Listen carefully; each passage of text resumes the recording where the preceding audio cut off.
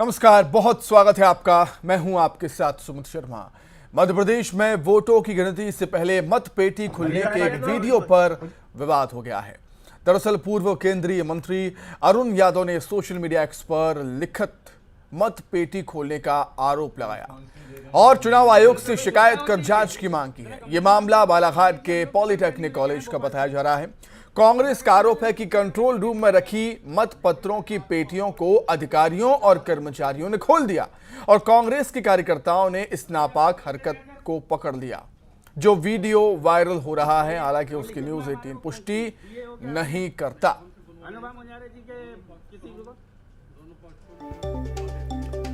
अरुण यादव पूर्व केंद्रीय मंत्री एक्स पर पोस्ट किया है, मैं कार्यकर्ताओं से आग्रह करता हूं कि मतगणना स्थल पर मुस्तैदी के साथ। एमपी में मतगणना 3 दिसंबर को होनी है।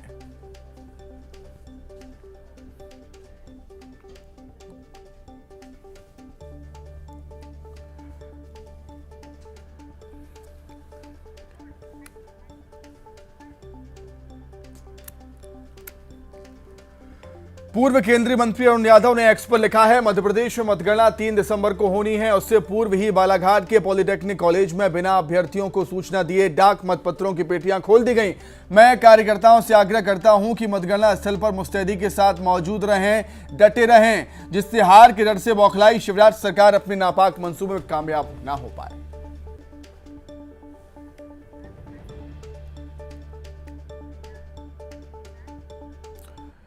बालाघाट में मतगणना से पहले पोस्टल वोट खोलने का मामला निर्वाचन आयोग पहुंच गया। कांग्रेस के प्रतिनिधिमंडल ने मुख्य निर्वाचन पदाधिकारी अनुपम राजन से मुलाकात कर मामले की शिकायत की, तो वहीं कांग्रेस के चुनाव कार्य प्रभारी जेपी धनोपिया ने कहा कि यह काम जिला निर्वाचन अधिकारी और विधायक बिसेन की मिलीभगत से हुआ है। हमने आज शिकायत की है और हमें जांच के बाद कार्रवाई का आश्वासन मिला। इसकी शिकायत हमने निर्वाचन अधिकारी को की है। यहाँ पर मुख्य निर्वाचन पदाधिकारी अनुपम राजन से मिले हैं, ज्ञापन दिया कांग्रेस कमेटी की ओर से, लेकिन बाद में उन्होंने ऐसा लगता है कि दवा में उन लोगों की वीडियो बनवा के जारी किए जा रहे हैं कि साहब हमारा सब ठीक हो गया है, कोई प्रॉब्लम नहीं है। सवाल प्रॉब्लम का नहीं है, अपराध तो अपराध है। क्या 2 तारीख को निकलने वाले पेरेड्स को आप 27 तारीख को निकाल सकते हो? बिना कलेक्टर की अनुमति कैसे निकल सकता है? इसलिए उसकी जांच होना चाहिए और जो निश्चित रूप से जो कार्रवाई हुई है उस कार्रवाई के बारे में इनको देखना चाहिए कि अगर कोई गलत हुआ है 2 तारीख के बदले कलेक्टर के निर्देश या किसी के भी इस पर हुआ है तो उनको कार्रवाई होनी चाहिए। और हमारा तो कहना है कलेक्टर गिरीश कुमार मिश्रा इसके लिए जिम्मेदार है, उन्हें तत्काल सस्पेंड किया जाना चाहिए, कार्रवाई होनी चाहिए।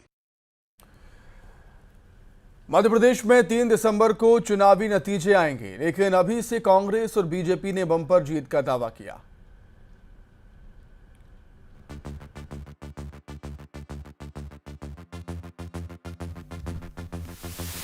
जीत के इरादे, अपने अपने दावे। जीत का मंत्र 114 नहीं 174। हर नेता का बयान, दूसरे का काम तमाम। इनकी चली है लहर, उन पर टूटेगा कहर।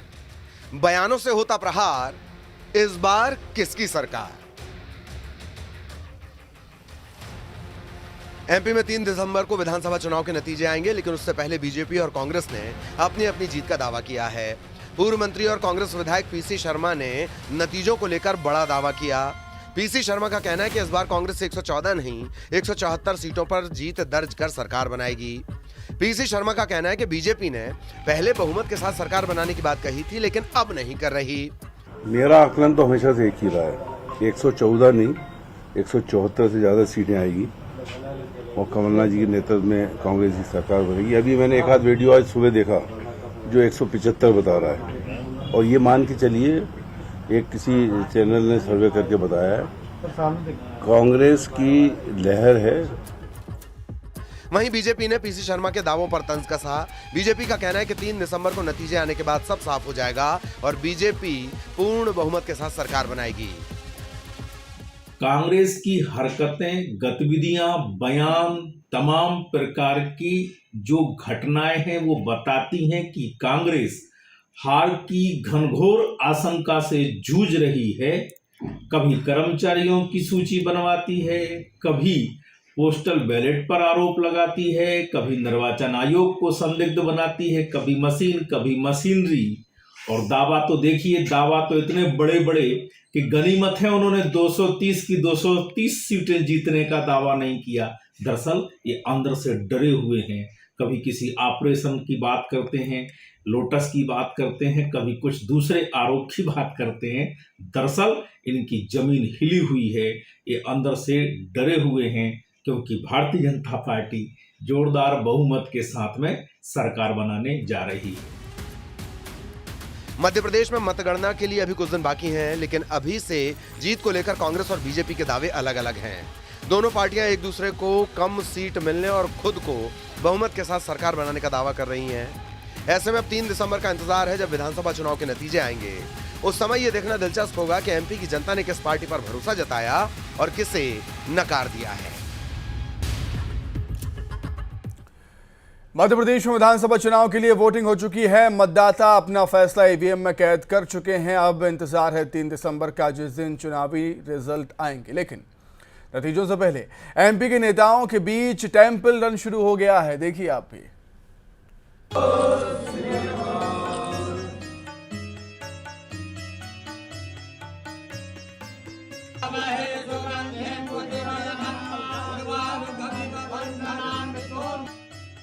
मध्य प्रदेश में विधानसभा के लिए मतदान खत्म हो गया है।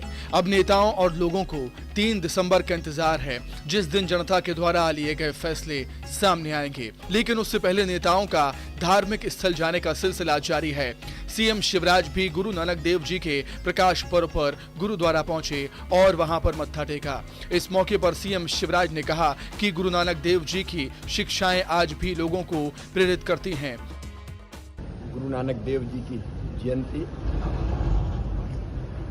उनके चरणों में बारंबार प्रणाम। उन्होंने जात पात भेदभाव सबसे ऊपर उठ के पूरी दुनिया को शाश्वत शांति के पथ का दिग्दर्शन कराया और उन्हीं के बताए हुए रास्ते पर चलकर हम दुनिया का कल्याण कर सकते हैं।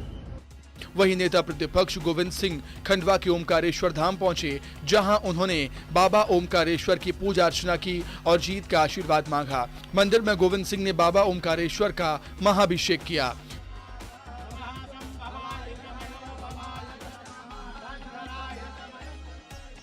बीजेपी के राष्ट्रीय महासचिव कैलाश विजयवर्गीय भी ओमकारेश्वर पहुंचे, जहां उन्होंने बाबा ओमकारेश्वर की पूजा अर्चना की। कैलाश विजयवर्गीय के बाद प्रदेश के परिवहन मंत्री गोविंद सिंह राजपूत भी ओमकारेश्वर मंदिर पहुंचे, जहां उन्होंने पूजा की और बीजेपी के जीत का आशीर्वाद मांगा। इस मौके पर मंत्री गोविंद सिंह राजपूत ने एक बार फिर से मध्य प्रदेश में बीजेपी की सरकार बनने का दावा किया है। ओमकारेश्वर के दर्शन करने का अवसर मिला, बहुत ही आत्मा प्रसन्न है। भगवान से कहा कि प्रदेश में खुशहाली लाए और सब पर कृपा बनी रहे, ईश्वर की हमारे ऊपर कृपा बनी रहे, पूरे परिवार पर कृपा बनी रहे। मध्य प्रदेश की नई सरकार बनने में कुछ ही दिन बाकी हैं। विधानसभा चुनाव की मतगणना 3 दिसंबर को होगी। उससे पहले नेताओं ने मठ मंदिरों की शरण ले ली है। बीजेपी हो या कांग्रेस, दोनों ही पार्टियों के नेताओं ने पूरे प्रदेश में कहीं ना कहीं पूजा अर्चना कर भगवान का आशीर्वाद लिया है। कुछ दिन पहले सीएम शिवराज ने मैहर में मां शारदा की शरण में पहुंचे थे और उसके बाद उज्जैन में बाबा महाकाल के दर्शन भी किए थे। पीसीसी चीफ कमलनाथ ने भी मंदिरों में जाकर पूजा अर्चना की है। सीएम शिवराज ने आज सीहोर के बुधनी में आयोजित कार्यकर्ता सम्मेलन में हिस्सा लिया। शाहगंज में आयोजित इस सम्मेलन में सीएम ने कार्यकर्ताओं का आभार व्यक्त किया। कार्यकर्ता मैं सबको प्रणाम करता हूं। देखो, शायद एकमात्र क्षेत्र ऐसा होगा जहां उम्मीदवार केवल फॉर्म भरने आता है और वोट डालने आता है। ये कहीं नहीं होता, एक आध दिन तो आते ही हैं लोग। जो चुनाव लड़ते हैं वो जनता के बीच जाते हैं। लेकिन आपने कह दिया कि इधर देखना मत, फॉर्म भरने के बाद वोट ही डालना बस। आप सबने शिवराज बन के चुनाव लड़ा है और मुझे पूरा विश्वास है आप सबकी मेहनत से इस बार बुद्धि विधानसभा का आशीर्वाद ऐसा मिलेगा कि सारा देश देख। जबलपुर से खबर है, जहां वेयरहाउस के बाहर खुले में रखा 16 करोड़ रुपए का धान गायब हो गया, जिसके बाद संबंधित विभाग में हड़कंप मच गया है। गुजरात की कंपनी गो ग्रीन को इसके रखरखाव की जिम्मेदारी सौंपी गई थी। अब वेयरहाउस कॉर्पोरेशन इस मामले में गो ग्रीन कंपनी के खिलाफ मामला दर्ज कराने की तैयारी में।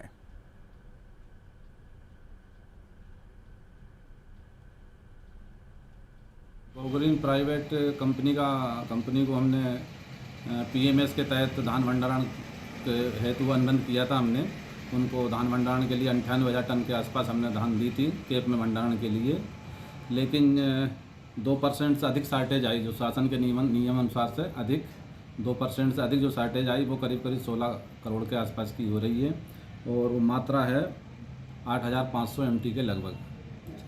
तो जो मात्रा इतनी के मतलब वेयर हाउसिंग कॉर्पोरेशन को मिल नहीं पाई है, इस संबंध में एमडी सर के निर्देश हैं FIR करने के, तो उसी संबंध में हम उनकी FIR कर रहे हैं। तो कहाँ गई ये धान? ये खराब हुई है या कि? सर ये तो वही बता पाएंगे, सर कंपनी वाले ही बता पाएंगे ये तो, क्योंकि एक साइड पे हम गए थे तो वहाँ बहुत सारी जो धान है वो सड़ गई है। जी तो सर ये उनकी लापरवाही से उनने सड़ाई है या फिर कोई उन्होंने ठीक से रखरखाव नहीं किया, वो उनकी लापरवाही से हुआ है सर। खबर बैतूल से, जहां टोल प्लाजा के पास खड़ी कार पर पथराव हुआ है। कार सवार से लूट की कोशिश भी की गई। 3 से 4 बदमाशों ने लूट की नियत से कार पर पथराव किया। चाकू से हमला किया क्या है? पहले पत्थरों से हमला किया, उसके बाद में वो कटिंग प्लेयर से हमला किया, उसके बाद में चाकू दिखाए। कुछ लूट कर ले गए आपसे? उन्होंने सोने की अंगूठी लूटने की कोशिश की, लेकिन लूट नहीं पाए। चांदी की अंगूठी ले गए, मेरी और मेरे दोस्त की, दोनों की। मतलब किस साइड से ऐसा कुछ देख पाए आप? वो लोग वहाँ से टोल के आगे से लेफ्ट साइड से आए थे सब, जहाँ पे मेरी गाड़ी लगे सो थी। वहीं ग्वालियर में बदमाशों को मानो पुलिस का खौफ ही नहीं है। यहां से जो खबर सामने आई है वो चौंकाने वाली। यहां बदमाशों ने दिन दहाड़े फायरिंग कर दी। बदमाशों ने एक युवक पर फायरिंग की जो उसके सिर में लगी। मध्य प्रदेश के ग्वालियर में बदमाशों के हौसले बुलंद हैं, बावजूद इसके अपराधी दिन दहाड़े फायरिंग और हत्या के प्रयास जैसी घटनाओं को अंजाम दे रहे हैं। ऐसा ही एक मामला ग्वालियर के थाटीपुर थाना क्षेत्र में देखने को मिला, जहां दिन दहाड़े एक युवक पर कुछ बदमाशों ने गोलीबारी कर दी। पुलिस ने सीसीटीवी फुटेज के आधार पर आरोपियों की तलाश शुरू कर दी है। दरअसल शहर के थाटीपुर थाना क्षेत्र में मयूर मार्केट के पास रविवार शाम के समय कार में सवार एक युवक पर कुछ बदमाशों ने ताबड़तोड़ फायरिंग कर दी। इससे कार सवार युवक के सिर में गोली लगने से गंभीर रूप से वो घायल हुआ। उसे इलाज के लिए अस्पताल में भर्ती कराया गया। बताया जा रहा है कि पुराने विवाद को लेकर युवक अर्जुन तोमर पर फायरिंग की गई, जिसमें उसके सिर में गोली लगने से वो गंभीर घायल हुआ। इसका इलाज कराया जा रहा है। घटना का सीसीटीवी फुटेज भी सामने आ चुका है। इसके आधार पर आरोपियों की पहचान कर जल्द ही गिरफ्तारी के प्रयास किए जाएंगे।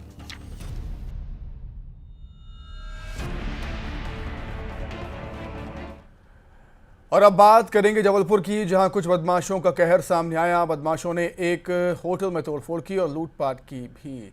चुनावों के बाद बदमाश कुछ ज्यादा ही नजर आने लगे हैं। जबलपुर के एक होटल में कुछ बदमाशों ने जमकर तोड़फोड़ की और लूट की वारदात को अंजाम दिया। पूरी घटना वहां लगे सीसीटीवी कैमरे में कैद हो गई। तीनपत्ती बस स्टैंड पुलिस चौकी के पास कर्मचारी होटल को बंद करने की तैयारी में थे। तभी भरतीपुर निवासी गणेश सोनकर कुछ युवकों के साथ वहां पहुंचा और हंगामा करते हुए कर्मचारी के साथ मारपीट कर दी। कर्मचारी के अनुसार इस दौरान जब होटल के संचालक उसे रोकने पहुंचे तो बदमाशों ने उनके साथ भी धक्का मुक्की की, गाली गलौज की। घटना के बाद बदमाश वहां से धमकी देते हुए चले गए। वारदात के बाद होटल संचालक ने ओमती थाने पहुंचकर शिकायत दर्ज करवाई है।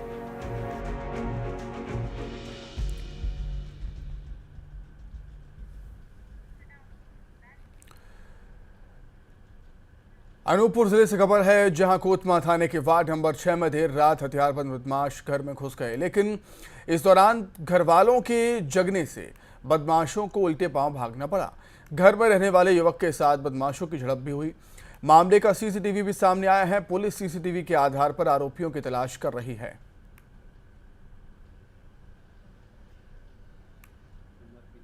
शफीक खान के घर में 26-27 तो 11/2023 की दरमियानी रात में कुछ अज्ञात बदमाशों के द्वारा छत के रास्ते से उमर के घर में घुस करके चोरी करने की नियत से घुसे हुए थे। अचानक परिवार वालों की नींद खुली। उसी समय फिर उनसे धक्का मुक्की करके जो अज्ञात चोर है वो भागने में सफल हुए, जिस पर थाने में जिसकी सूचना दी गई है, जिस पर अपराध पंजीबद्ध कर विवेचना की जा रही है। फुटेज के आधार पर इसमें टीम गठित कर दी गई है और इसमें जैसे फुटेज की आइडेंटिफाई होगी उस आधार पर की कार्रवाई की जाएगी। कहते हैं कि मन में हौसला हो तो दुनिया में कोई भी काम असंभव नहीं है। कुछ यही करके दिखाया है सीहोर के पीजी कॉलेज के 2 एनसीसी कैडेट्स ने, जिन्होंने देश में राष्ट्रीय स्तर पर आयोजित हुई भारतीय सेना की अग्निवीर परीक्षा में उत्तीर्ण किया है। कैडेट्स का चयन हुआ है।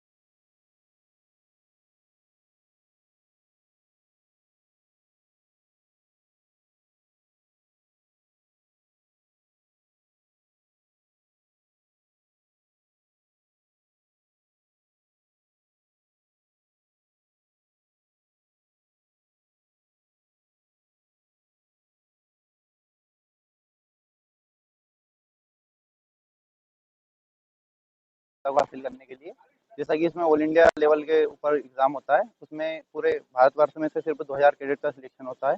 उसमें एक मैं सौभाग्यशाली हूँ।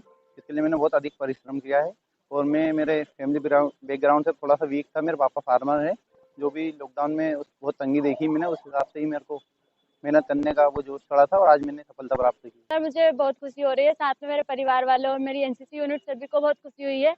मैं अपनी एनसीसी यूनिट में से एक अकेली गर्ल्स हूँ जिसका चयन एयरफोर्स में हुआ है। सर इसके लिए हमें बहुत परिश्रम करना होता है, ऑल इंडिया लेवल का होता है। इसमें से सर 300 कैडेट का चयन हुआ है। उसमें से सर हमारी एनसीसी यूनिट में से एक ज्योति मैं हूँ। चंद्रशेखर आजाद महाविद्यालय की एनसीसी यूनिट के प्रभारी प्रोफेसर उदय डोलस बताते हैं कि शासकीय कॉलेज में अमूमन गरीब पृष्ठभूमि के विद्यार्थी ज्यादा पढ़ने के लिए आते हैं, जिनके पास फीस तक के लिए पैसे नहीं होते, लेकिन उचित मार्गदर्शन और कठोर मेहनत के परिणाम के चलते सीहोर के शासकीय कॉलेज के एनसीसी यूनिट के कैडेट्स ने भारतीय सेना में जाने के लिए अपने जुनून के चलते ये उपलब्धि हासिल की। एक नेवी में होने का मुझे लगता है एक एहसास था कि किस प्रकार से बच्चों ने तीनों थल सेना, वायुसेना और जल सेना में इसमें लिया है। सर ये दोनों बच्चे जिनका चयन आपके पीछे हुआ है, सर ये कितने साधारण से परिवार के? बहुत साधारण परिवार के, मेरे पूरे बच्चे गांव के परिवेश के हैं।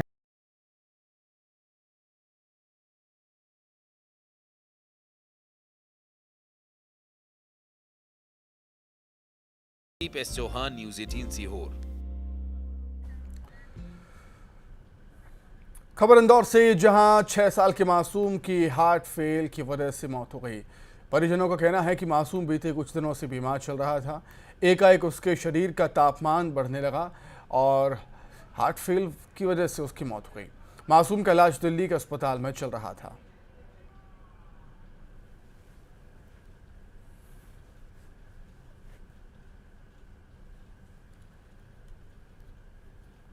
और ये जो केस था वो भी एक प्रकार से वायरल इन्फेक्शन के पास मायोकार्डाइटिस होने के कारण उसको हार्ट फेलियर हुआ है। तो विशेष सावधानी हमें यही रखना है कि अगर बच्चा तुरंत से बीमार होता है तो चिकित्सक को दिखाएं।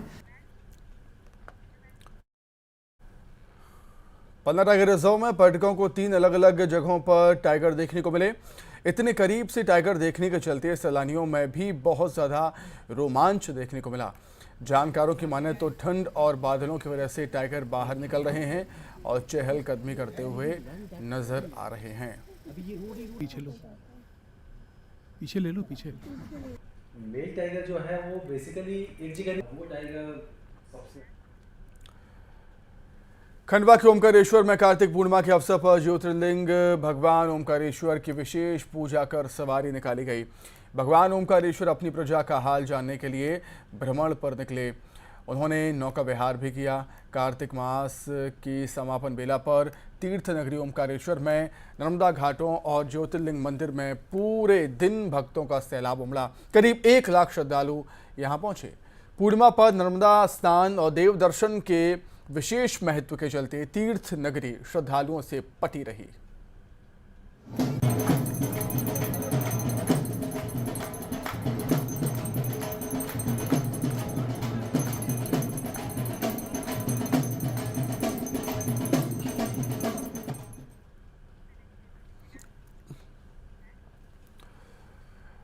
कार्तिक पूर्णिमा के मौके पर बाबा महाकाल की नगरी उज्जैन में शिप्रा के तट दीपों से जगमगा गए। ड्रोन कैमरे की नज़र से खूबसूरत नज़ारा कैद किया गया, जिसमें बड़ी संख्या में श्रद्धालु भगवान महाकाल की नगरी शिप्रा के तट पर पहुंचे। सूरज ढलते ही श्रद्धालुओं ने दीपदान किया और नदी में आटे के दीपक प्रवाहित किए।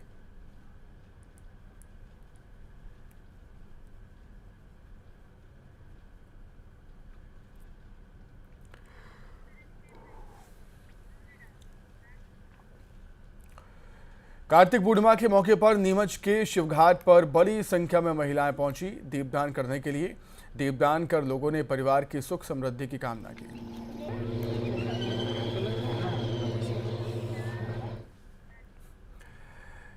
मंदसौर में कार्तिक पूर्णिमा के अवसर पर पशुपतिनाथ मंदिर की आकर्षक साज सज्जा की गई। मंदिर को आकर्षक ढंग से सजाया गया और भगवान पशुपतिनाथ महादेव का श्रृंगार भी किया गया। इस अवसर पर महिलाओं और कन्याओं ने शिवना नदी में दीपदान भी किया। कार्तिक पूर्णिमा के अवसर पर विवाहित महिलाएं जहां अपने पति की लंबी उम्र की कामना करती हैं, सौभाग्य की कामना के साथ दीपदान करती हैं, तो वहीं कुंवारी महिलाएं भी पूरे कार्तिक मास का व्रत रखकर पूर्णिमा के दिन दीपदान करती हैं ताकि उन्हें अच्छा पति मिल सके।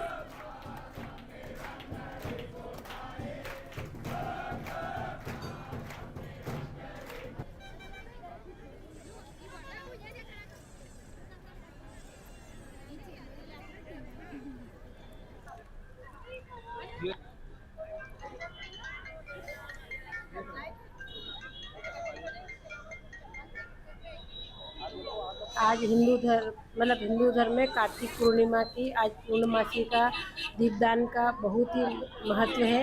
ये प्रकाश पर्व है। देव दिवाली के उपलक्ष्य में जो 5 दिन तक अभी भी 11 से अभी तक मनाया जाता है, उसमें दीपदान करते हैं। जो कार्तिक महीने जो औरतें पूरा महीना जो व्रत करती हैं वो भी 5 घाट पे जो दीपदान करती हैं, तो आज उनकी कार्तिक महीने पूर्णाहुति रहती है, तो टाटियाँ प्रवाहित करती हैं। 12 महीनों में ये सबसे बड़ा महीना है, पूर्णिमा का महीना है। इसे हम देव दिवाली के नाम से भी जाना जाता है। सभी महिलाएं इसे पुण्य की प्राप्ति के लिए करती हैं और यहाँ पे इसी के लिए इसे दीपदान किया जाता है। और धार्मिक मान्यता यह है कि इस व्रत को करने से युगों युगों तक हमें स्वर्ग की प्राप्ति होती है। आपने क्या मांगा भगवान सुख समृद्धि मांगी और क्या मांगी। सनातन धर्म में कार्तिक महीने का एक विशेष महत्व होता है। आज के दिन कुंवारी कन्याएं, महिलाएं पूरे कार्तिक महीने व्रत, नियम, उपवास रखती है और आज कार्तिक मास के अंतिम दिन कार्तिक पूर्णिमा पे पवित्र नदियों का जल से स्नान करने के पश्चात दीपदान का विशेष महत्व। खंडवा के ओमकारेश्वर में कार्तिक पूर्णिमा के अवसर पर ज्योतिर्लिंग भगवान ओमकारेश्वर की विशेष पूजा कर सवारी निकाली गई। भगवान ओमकारेश्वर अपनी प्रजा का हाल जानने के लिए भ्रमण पर निकले थे। उन्होंने नौका विहार भी किया। कार्तिक मास की समापन बेला पर तीर्थ नगरी ओमकारेश्वर में नर्मदा घाटों और ज्योतिर्लिंग मंदिर में पूरे दिन भक्तों का सैलाब उमड़ा। करीब 1 लाख श्रद्धालु यहाँ पहुँचे। पूर्णिमा पर नर्मदा स्नान और देव दर्शन के विशेष महत्व के चलते तीर्थ नगरी श्रद्धालुओं से पटी रही।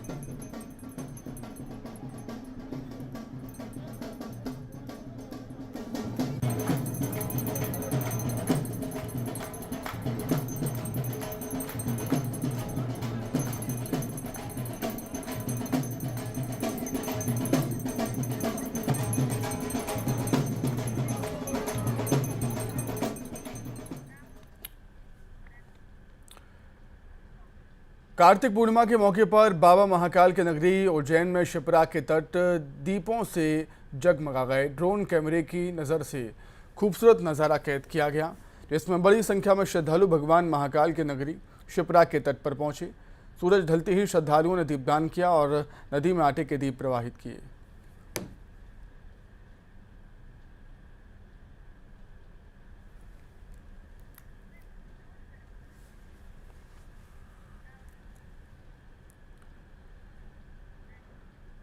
इसी के साथ ही फिलहाल इस बुलेटिन में इतना ही। खबरें लगातार जारी हैं। नमस्कार।